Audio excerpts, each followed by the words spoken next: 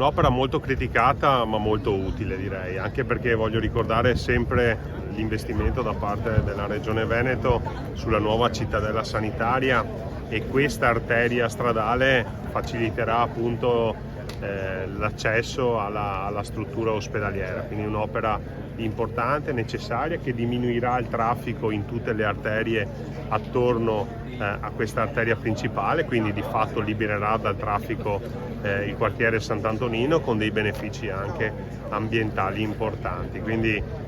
sul piatto della bilancia degli aspetti positivi sono davvero tanti gli elementi. È ovvio che le opere sono sempre discusse, anche opere molto più piccole creano dibattito nella città, però